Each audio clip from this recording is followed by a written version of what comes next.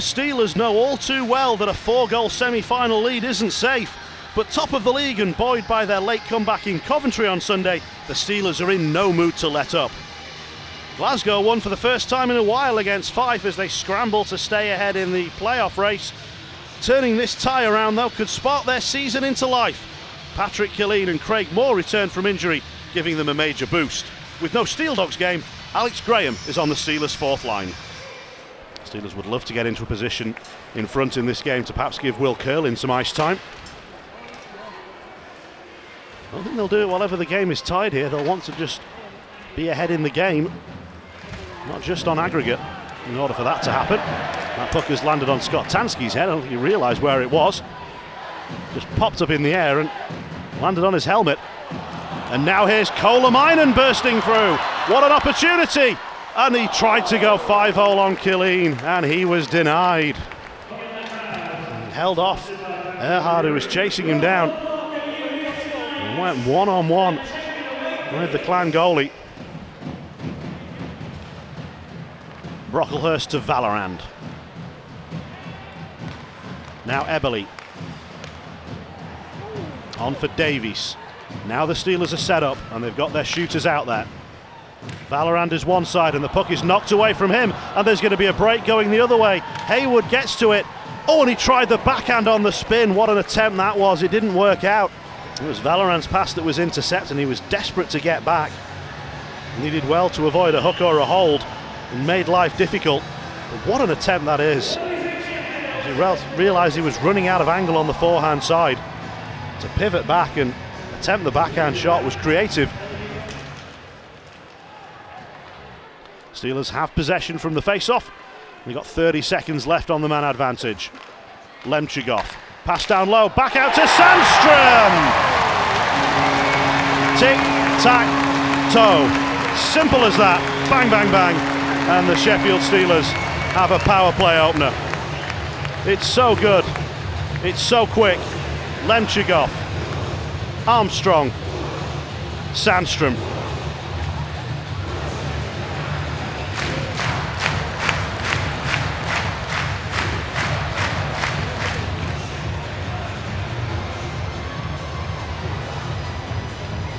(29-12), a 5-on-4 power play goal for Lucas Sandstrom. It's his 10th of the season, third on the power play. The assists go to John Armstrong and to Nikolai Lemchigov. 30 assists now on the season for Lemchigov. And Clan now trail by 5 on aggregate. Becker trying to reduce it and sees his shot deflect away. Assist has been awarded to Ben O'Connor, but that's not going to be right. We'll keep it as announced here on the stream. Meanwhile, Sandstrom is in for another. Oh, he scored it! That's a terrific finish.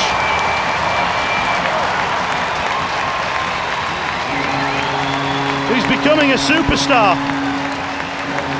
And finishes like this are one of the reasons why. Killeen completely fooled by the deke, and Lidhammer with the reaction that has sent him to the penalty box.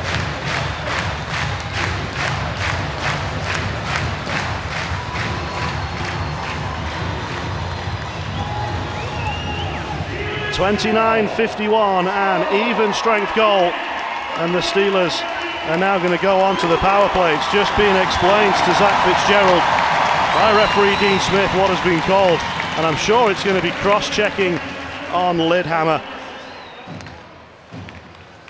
Poufal, Erhard, Bjerrum, good shooting position, it was charged down, and now it's going to be Colley and Valorand leading the charge. And then out of the box, back to Connolly. It was a nice play involving Brocklehurst out of the box, and now Tronsinski, good stop, Killeen. The ending of the power play, just in time for Brocklehurst to get involved in the play. And great vision from Connolly to spot him. But the best chance came right at the end of the passage of play with Tronsinski's shot.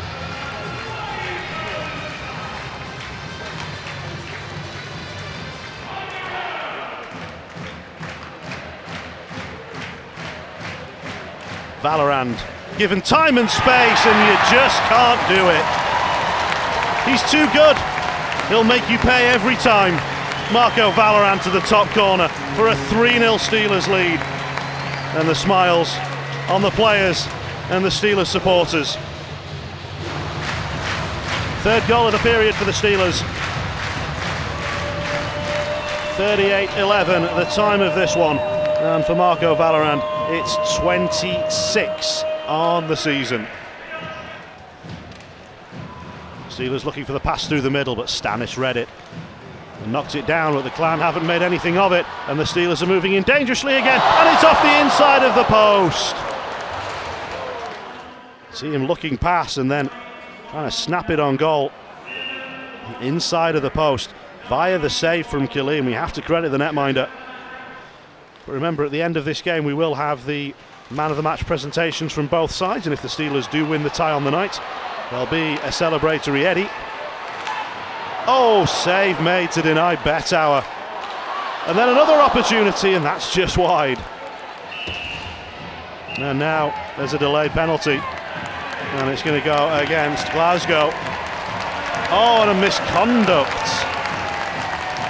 That is not what Clan needed at all, and it's Springer, and the home crowd will certainly enjoy that. There's an incident behind the play. Yeah, that's pretty clear. And again, Lemchigov, Armstrong, and the Steelers set up another one of those passing moves that worked for them earlier in the game. Lemchigov's shot deflects up. One has fallen and found its way to a Steelers stick. Tronsinski looking back door. Is there a chance to put it in? There is for Armstrong. He took a moment to settle it down, and from a narrow angle found the back of the net. It's another Steelers power play goal. They are heading to the final in fine style tonight. 50-58 the time of the power play goal. Armstrong from Tronsinski. And for John Armstrong, that is goal number 17 of the season. Just his second on the power play. Always a popular goal scorer, big John Armstrong. Johnson's shot deflects away. Then from the angle, and another couple of whacks at it, and Dubra's got it covered, and the Steelers players don't like Clan getting so close to their netminder. And Stannis with a little bit of a reaction. And Brocklehurst as well.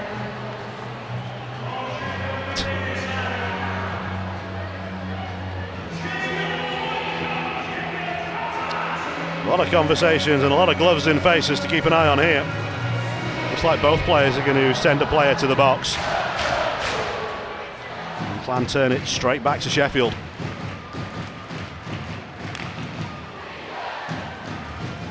Valorand takes the shot on, it takes a deflection, and it goes straight into the body of Patrick Killeen. He's been made to work all night long. And that is it for Thomas Duba. We suspected that the Steelers would want to try and give some ice time tonight to Will Curlin, and with the time at 6 minutes and 59 seconds, Will Curlin is in.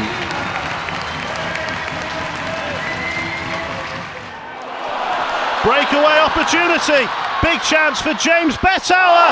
Oh, he's hit the post. That's the third time this period. So nearly a short-handed goal. We don't get much closer than that one. Brocklehurst feeds it forward.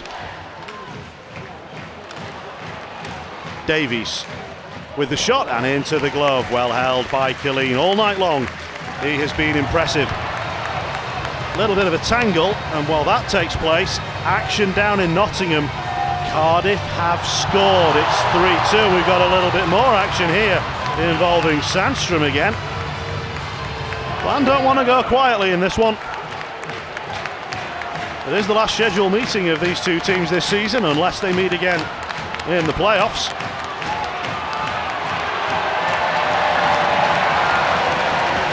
And Laporte is being sent on his way.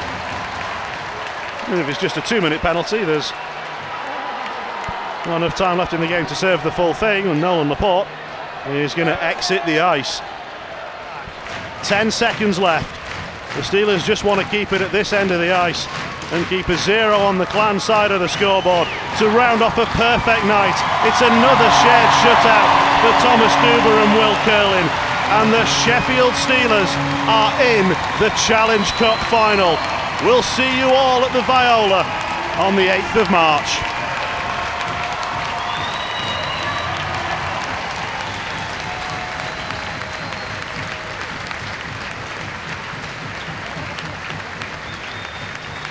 For 29 minutes, this second leg was deadlocked, and the Steelers couldn't find a way through. Then Lucas Sandstrom stepped forward. He scored on the power play. In 39 seconds, he scored even strength. The Steelers added 2 more, and they won the game 4-0 to take themselves to the Challenge Cup final and to send Lucas Sandstrom on his first Eddie.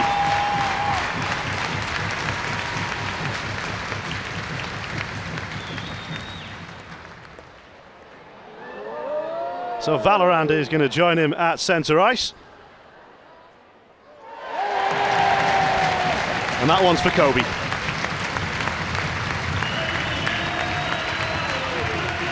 The Sheffield Steelers won 4 of the first 5 Challenge Cups.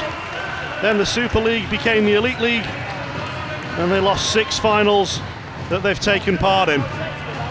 Will it be lucky number 7 in the Elite League era? We're joined by head coach Aaron Fox. Firstly, congratulations, Aaron. A final, it's a great feeling. Yeah, good feeling.